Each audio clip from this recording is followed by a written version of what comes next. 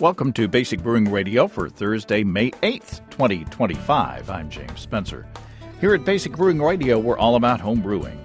This week, homebrewer Detlef Koertge enlists my help to come up with an experiment. Is he wasting time by doing elaborate step mashes? We design a hellish recipe to see if we can find out. If you want to support us financially, check out patreon.com/basicbrewing, and thanks to everybody who is helping out in that way. If you go to patreon.com/basicbrewing, you can see a long list of stuff that you can access if you sign up as a supporter. And many thanks to the new Patreon subscribers who are signing up every week. Your help is very much appreciated. Financial supporters last week got after-show bonus content that was recorded after we stopped tape, so to speak, recording the show about Scott Housel's Space Church Amber Ale. There were two more of Scott's delicious beers left over after the recording, so we hit go again on the recorder thingy and tasted those. We had fun. We got off the track a little bit, but, it's what it's all about. I got some positive feedback and no negative, so we may have to do that again. Don't hurt nobody. Steve and I both have beers in the works, so we should be able to shoot more video episodes before too long. Let's take a look into the mailbag, shall we? Jordan Folks from Brewlosophy wrote in. Great to hear from Jordan. He says, fun fact, did you know that the standard ABV calculation isn't very accurate in strong beers? Brewer's Friend offers the alternative ABV calculation in their online calculator. When you plug the Space Church specs in there, you get 10.5 ABV with the standard calculation.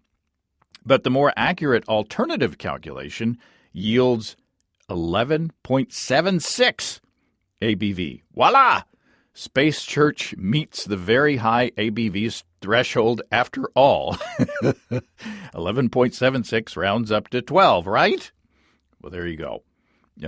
Thanks, Jordan. Adam Ross from Twinspan was giving Scott a bit of grief, if you'll remember last week, because his beer wasn't strong enough to meet Adam's criterion for being very strong. Adam replied, I'm sending you the point I withheld in the mail, Scott. Spend it wisely. Adam continues on a similar note. I recently had a friend who has been in the industry much longer than me with an actual brewing education tell me that refractometers aren't at all that accurate. Not a specific model, just in general, especially when you go beyond 10% ABV. He just bought an alkalizer to start offering alcohol assays to area breweries. If Austin hasn't already drank the other Space Church, I'll see if I can get a lab-tested ABV. No word from Adam on the testing. I'm wondering whether that delicious beer has been consumed already. By the way, Scott replied, the Jordan folks came to my defense, and I'm getting a point in the mail from Adam. Rock and roll. I feel like $100. Listener Clayton from Huntington Beach, California, wrote with this. I'm guessing that Looker, the seasonal Czech lager strain from Imperial, references the Looker beer faucet used to properly pour Czech beer. You probably already know that, but I've not heard you make that reference, so I figured I would send you a quick email. Well, thanks, Clayton. Never assume that I know anything. I think you can take it for granted that either I'm clueless or that I've forgotten whatever information that you're referencing, so I very much appreciate that info or the reminder, depending on whether I actually knew that in the past. I brewed again this past weekend. That's 2 weekends in a row, and I did use L29 Looker from our friends and sponsors at Imperial Yeast. In fact, Detlef, who you'll hear in this episode, brewed with it too. I shared an extra pack that I had from Imperial. We brewed the recipe that we'll come up with later on in the show. Looker is a southern Czech lager that would be great for beers to serve through that special side pull faucet. Even without a starter and pitching at 60 degrees Fahrenheit or 15.6 C, I used oxygen with that, by the way. I saw evidence of fermentation by breakfast the next day, and by lunchtime, things were really rocking and rolling. Looker is the third in the series of 3 new lager yeasts introduced recently by Imperial. First came L51 Never, a Canadian yeast strain, which I used to brew a beer with pale Canada malt and maple syrup. I did that 2 weekends ago. I'm planning to brew again this upcoming weekend and pitch a high-gravity wort on top of the Never yeast cake. Brews from Imperial also sent me packets of L55 Kampai, a Japanese lager yeast that I have plans maybe to use with a rice beer. Recipe to come on that. I used to be intimidated by lagers, but since Imperial has been putting out several lager strains in the recent past, I've got lager brewing under control. Everything is easy once you know how to do it. You know we love Imperial yeast with 200 billion cells in each easy-to-open package. My stir plate is usually dusty because I don't use it anymore to make starters for moderate gravity 5-gallon batches, and my airlocks are usually bubbling before bedtime for ales and bubbling by brunch for lagers. Ask your local homebrew shop about Imperial L29 Looker, L51 Never, and L55 Kampai, and check them out at imperialyeast.com. It's imperialyeast.com. Okay, fans of science will point out that the experiment that we're designing wouldn't fit the standards of a real lab-worthy experiment. There are a ton of variables we're introducing here, but I think that might make it more fun. At least that's what I'm thinking. And it possibly opens us up for a round 2. Let's talk to Detlef.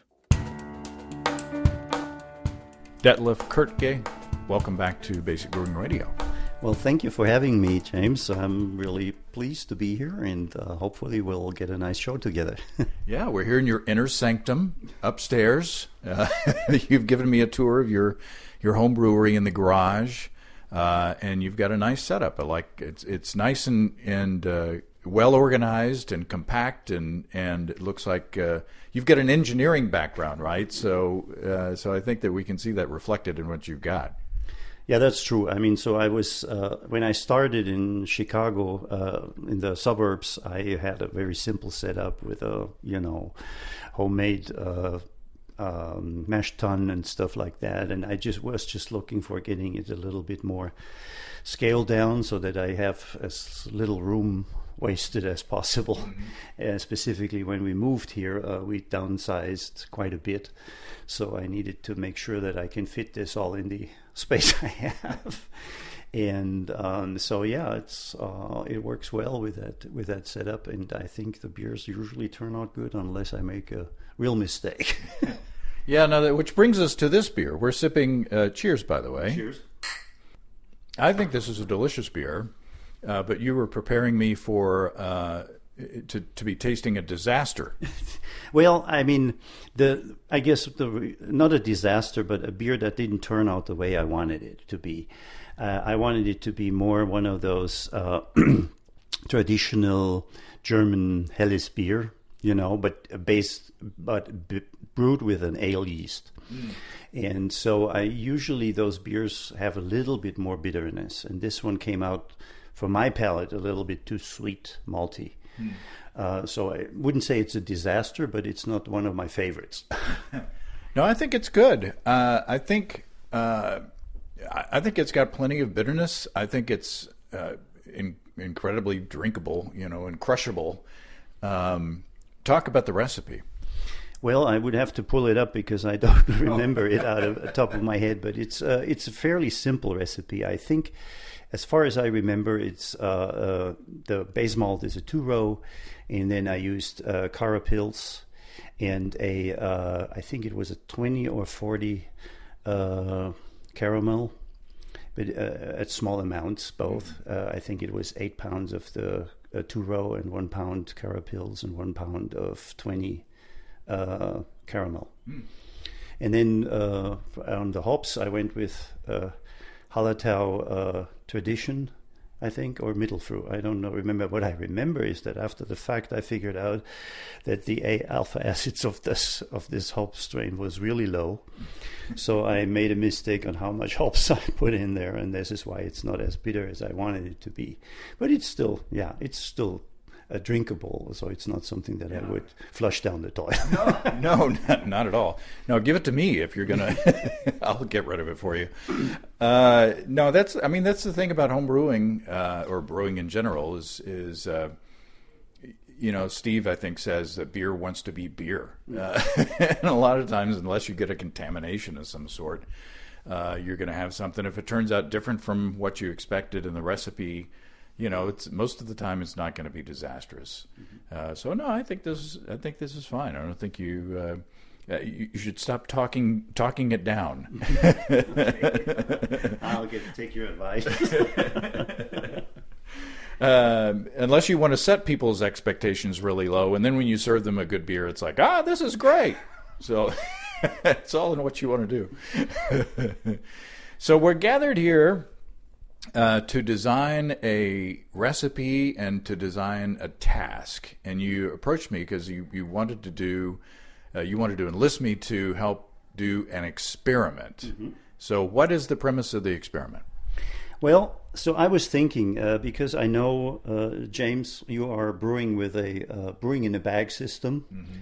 and which is a very simple setup too. And usually your mash is a one-step mash at whatever, 152, 153, somewhere around that. And I, knowing from a few friends in Germany who work in a brewery, do a step mash, traditional step mash. So what I do is I go actually through 5 steps for the whole mash. I start at 95 or 35°C for the dough in for about 5 to 10 minutes, then at 125 Fahrenheit or 52°C for a protein rest, and then I go to 143 or 62°C and 162 and 72°C, where the times vary. Sometimes the lower temperature is maybe 20 minutes and the higher is 40, or it's 30 and 40. So a lot of times I brew 30 and 30. So 30 minutes at the lower temperature and 30 minutes at the higher. And then after 60 or 90 minutes, depending on how much mash time I want, then I go to one more step, 172, for mash out for about 10 minutes. The last step I do not really for taste, but to get the mash thinner, so it flows easier. That's the process.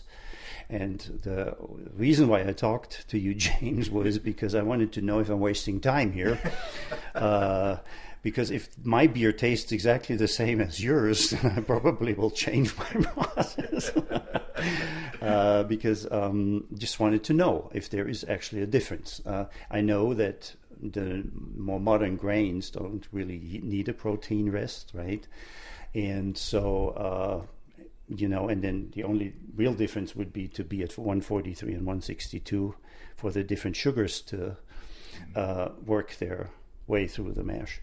And so that's why I was asking you, can we make this kind of test to see if there's really a difference if we brew exactly the same ingredients, just with a different process? Are the results the same or different?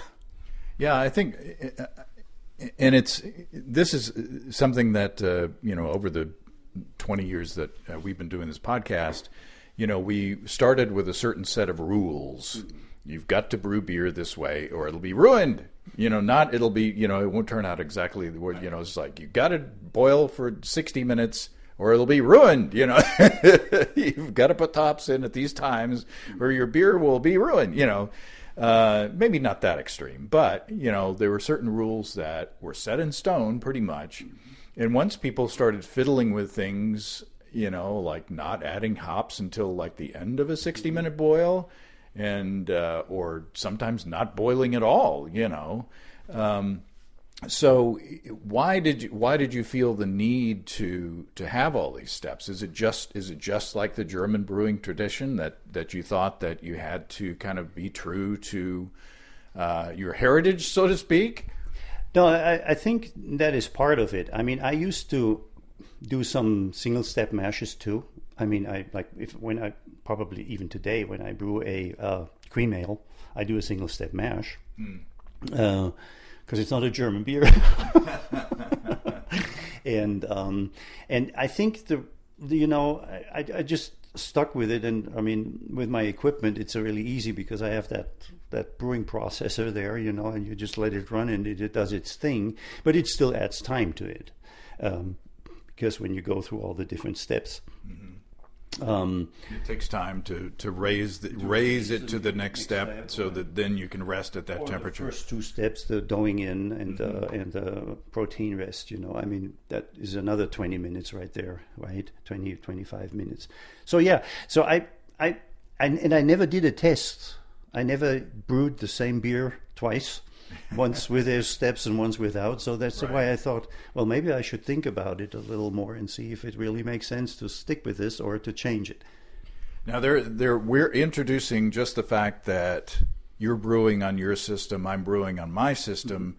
We're introducing a lot more variables than just the time and temperature, so that, this is not, again, with your engineering background, you realize this, but this is not an exact, side by side with the exact equipment. So, but it would be interesting to see if we do have some stark differences between the two, that we can sort of draw some, or at least infer some conclusions. Yeah, I think another difference, and I know from watching your brewing process, is that when you brew in a bag, at the end you don't have a sparge, right? You brew with the full amount of water, and then you just squeeze it out, and that's it.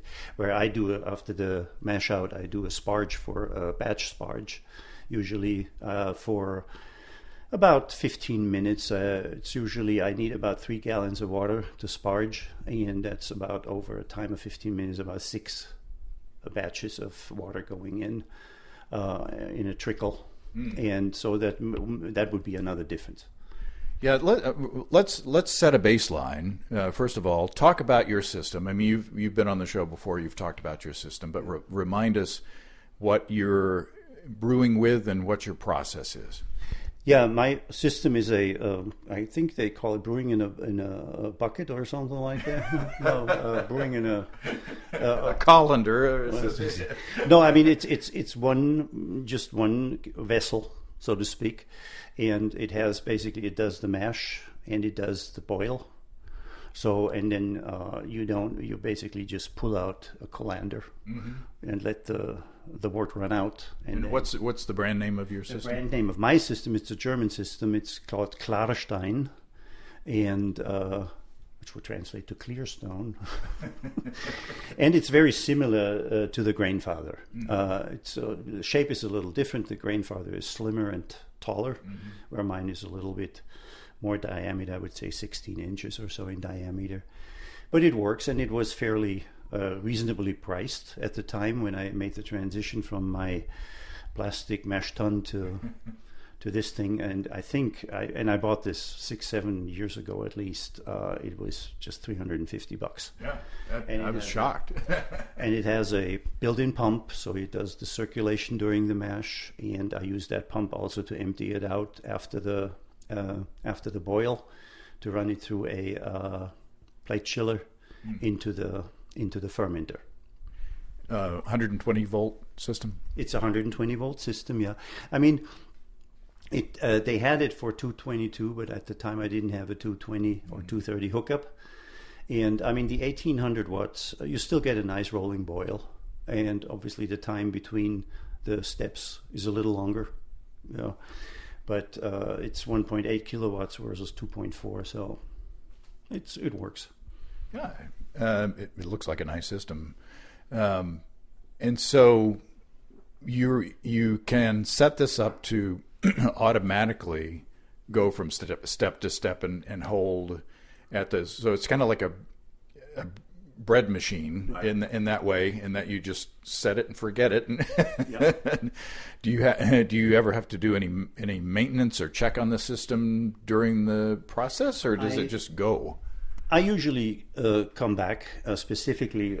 Obviously, I have to come back for the boil because I need to pull it. I need to pull it out.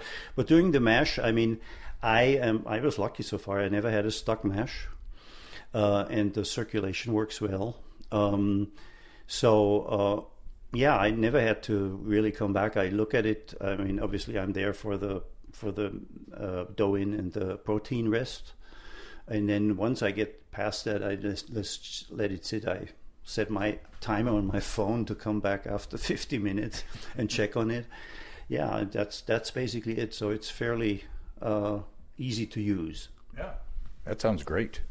Now, my system, as people have seen if they watch the videos, is the Warthog 220 volt system, and it's basically an open kettle with the heating element in the bottom of it, and it's got a basket or a colander thing that the brewing bag sits in.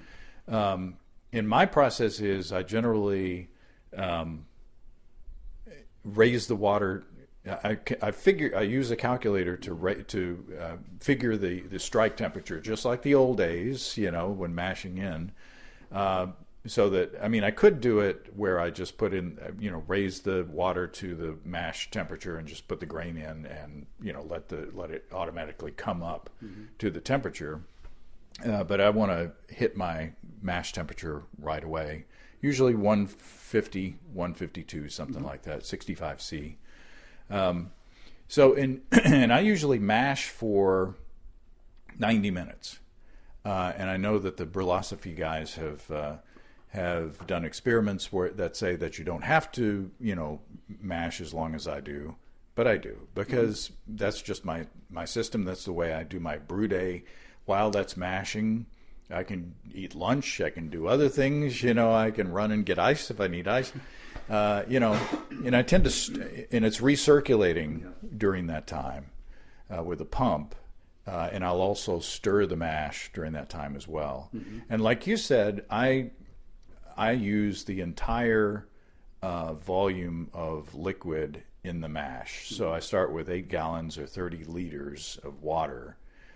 So my mash is probably a lot thinner than yours. Do you know, like if I'm, it's, let's say, if I start out with 30 liters of water and 10 pounds of grain, that's that's how many quarts per pound is that? Where's your calculator? Anyway, it's really thin compared to traditional brewing knowledge. When I first started all grain brewing, it was like maybe 1 or 1.5 quarts per pound of, for the mash thickness. And the common knowledge was if you mash too thin, number one, you might not get any conversion at all. And number two, your beer is going to be really thin and unsatisfying, which, neither one of those things I've found. Yeah. So that's one variable that we'll be, incurring in this process of, each of us boiling or brewing separately. I have the stronger system power-wise, so I might be able to achieve a stronger boil vigor than you. So it'd be interesting to see if there's any difference in the color. If I'm achieving some any kind of wort darkening during that time. Yeah, I like you said, my mash is usually 1.5 quarts per pound. Yeah. Or I think it's liters per kilogram works too. Maybe. Yeah, I go 1.5 quarts per pound, and then obviously depending on how much grains I have in there, so it's more or less. And then I usually have about 3.5 to 4 gallons of sparge water, but I usually need about 3 gallons to get to the 6.5 gallon boil volume. Mm-hmm.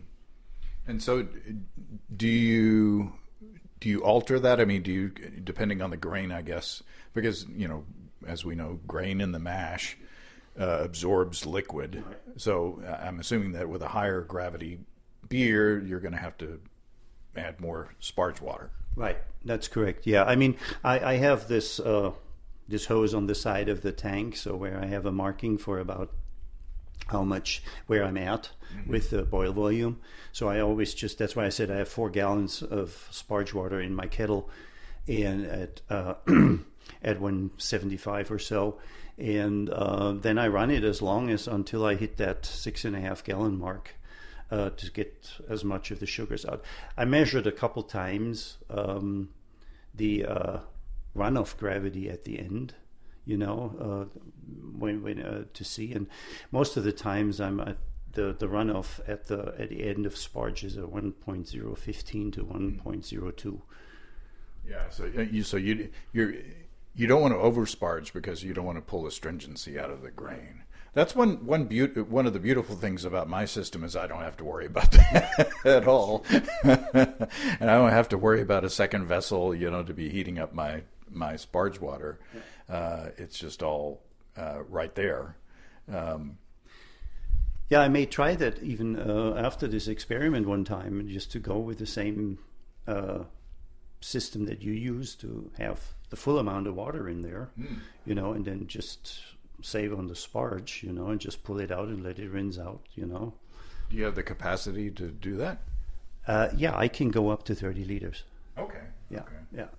So, yeah, I mean, that would be another part of an experiment to just see if I can just skip the sparge and just let it run off, We might have to do a second part to this. Now, I have lager yeast. Mm-hmm. I have the Looker from Lookr from Imperial Yeast. And I forgot I was going to pull up the specs for it. But yeah, maybe we can fire up your computer here. But there's an incoming message.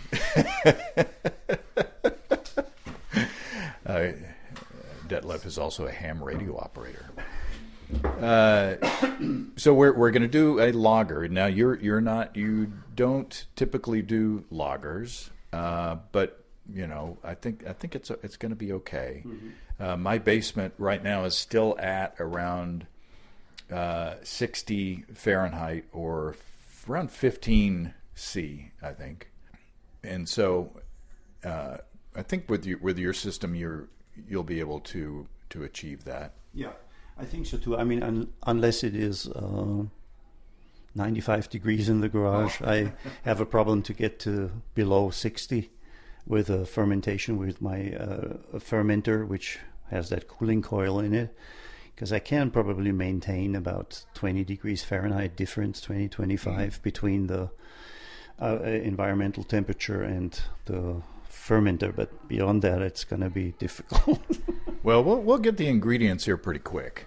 So scroll down and here we go. So the ideal temperature calls for 50 to 58. Yeah, 50 to 58 degrees Fahrenheit or 10 to 14 C. Yeah. I think 60 is close. I think it's okay. So it's a high flocculation. The attenuation is 73 to 77%. Alcohol tolerance 10%. I don't think that'll be an issue. I pitched Imperial Never for a beer that I brewed this past weekend at 56 degrees Fahrenheit, and I didn't use a starter. 1053, I think, was a starting gravity, and it was fine. But the next day, it was going. So I don't think we'll need to make a starter with this. So talk about your system. How do you maintain temperature in your fermenter? Yeah, I have a fermenter SS Brewtech with a cooling coil in the lid, and I have that hooked up with hoses to my chest freezer, which is where I keep my kegs. And it's not at freezing temperature; it's at about 38 degrees Fahrenheit. So the water is also. I have a 10-gallon water tank, which is an RV water tank in there, which I set just into that chest freezer with a pump, and then a temperature controller, and the fermentation tank has a temperature well where I put my temperature sensor, so I can then, during summertime, I can then maintain a temperature whatever I decide. Like I said, if it's really hot in my garage, then I can probably get down to 60, 62. But most of what I brew so far was ales. And they are usually around 68, 70, whatever yeast I use. And then obviously I do Quake, which does not need any refrigeration. To be hot. So I don't think you'll, especially if we can, brew fairly quickly. I don't think that you'll have any problem hitting that temperature. And it'll be easy to me for me because I'll just put it in my basement. So, were you suggesting? What recipe are you suggesting with our lager yeast? No, I was thinking just to brew something very simple, just a German-style Munich Helles or something like that, which is also very simple on the ingredients, and also from the traditional brewing process in terms of hop additions.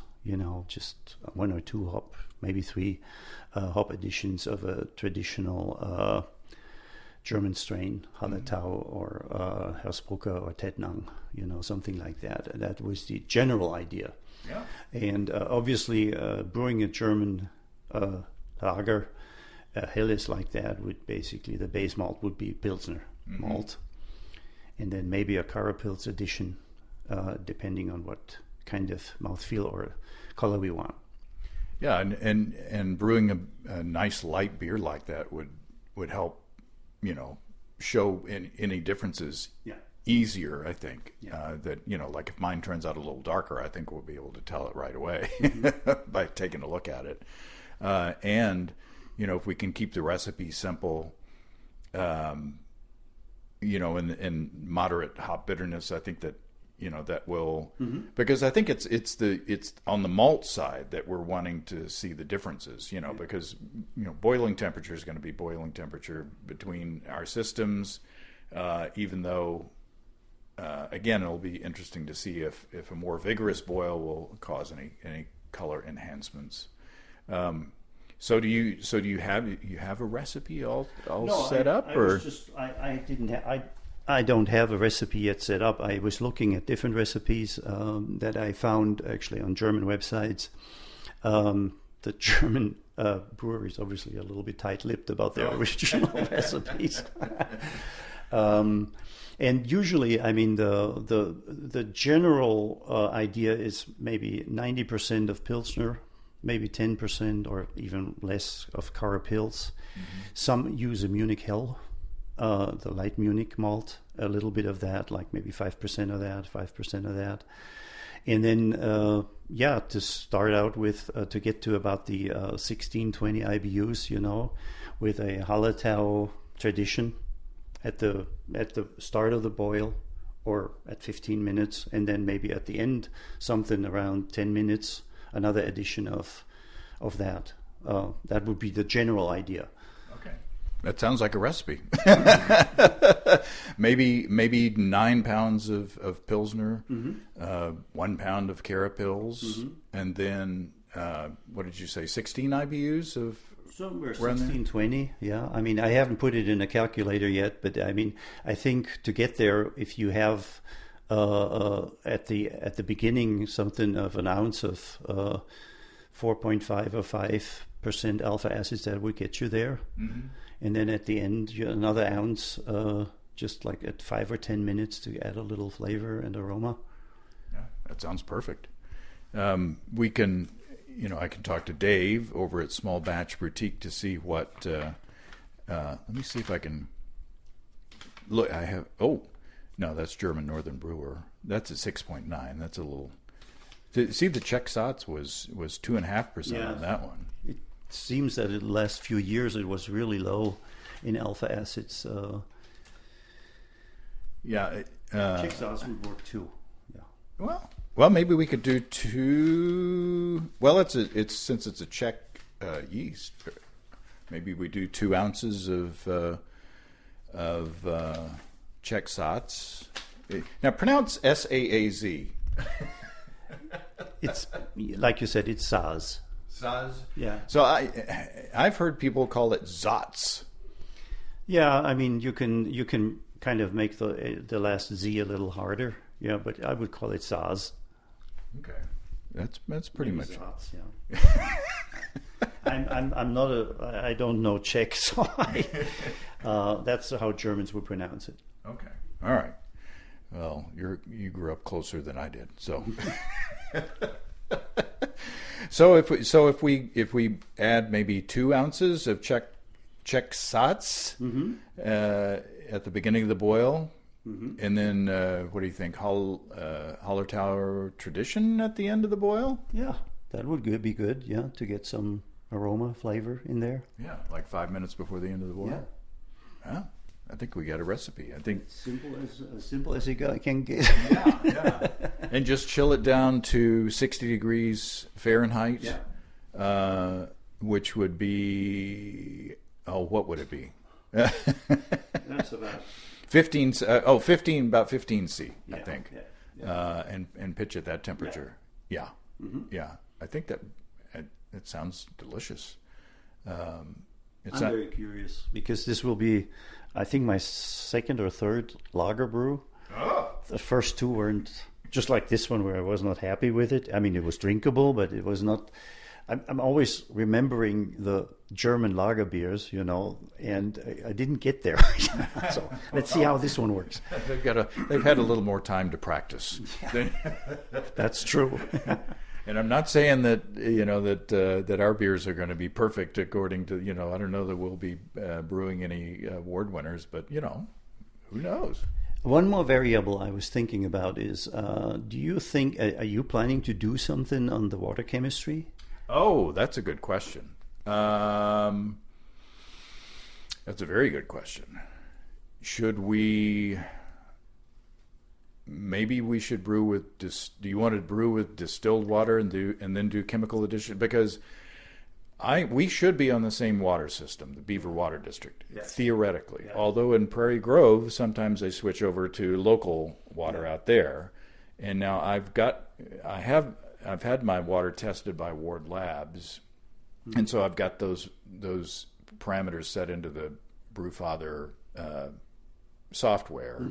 But since this is an experiment, we can start with distilled water. And do you want to design the water profile? No, I have to admit I have no experience in doing that. I have never changed the water profile. I'm one of those guys. This is what I have, and this is what I brew. Well, we can do that. I can feed those variables into the Brewfather application. And just say that we're using distilled water, and then I'll just send you, the measurements, the parameters of what we're, and it's got profiles in there of different regions or different beer styles, and we can just put, it would be a Helles lager. So yeah, I think that's what we should do, just to keep the parameters under control. You would probably, for me, I only have a little bit of gypsum here. I don't know. I think that's the only water adjustment I have. So if we need anything else, then you would have to let me know. Well, what I can do is I could mix up a little packet in a tiny Ziploc bag and just say, here, add this. Okay. And we can go from there. All right. Yeah, let's do that. Just to make sure, because as an engineer, I know that. I mean, if you have too many variables and they're all over the place, then you don't know which one does which. No, I'm glad you brought it up, because oftentimes I will have written down my water chemistry, and then I'll be racking into the fermenter and saying, oh, I forgot to put the chemicals in there. But the beers turn out all right. I'm glad you brought that up. Since I have never used it, I mean, you just buy those 5-gallon water.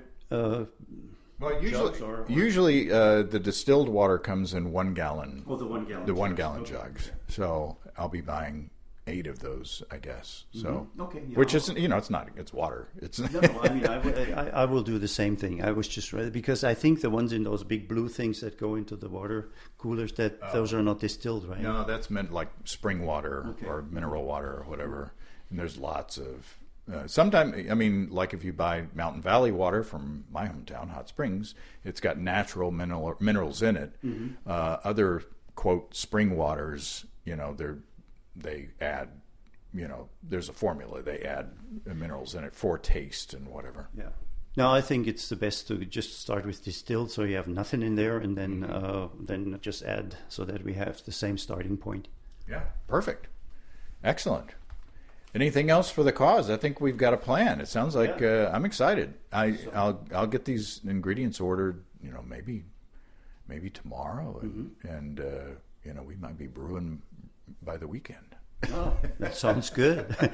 Usually my brew day is Mondays because I don't know what to do with the grains when I'm done brewing.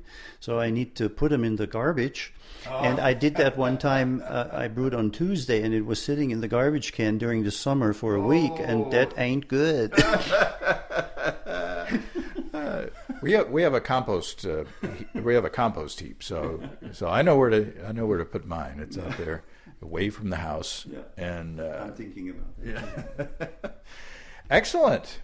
Well, Detlef, this has been fun. I'm only halfway through my beer. You're already done with yours. Yeah. We need to get on the same page, so to speak. I'm glad you approached me with the idea, and we'll come back when we have produced our beers, and maybe we'll get Steve to be judge. That would be great. Yeah, I mean, he's always a good judge. I mean, he has always some fun ideas about how the beers taste.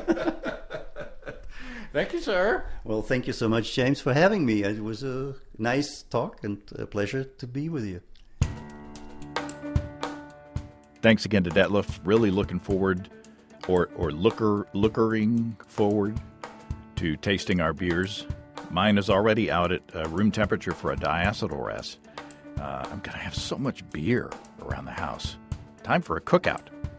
Or a cooker out? I don't know.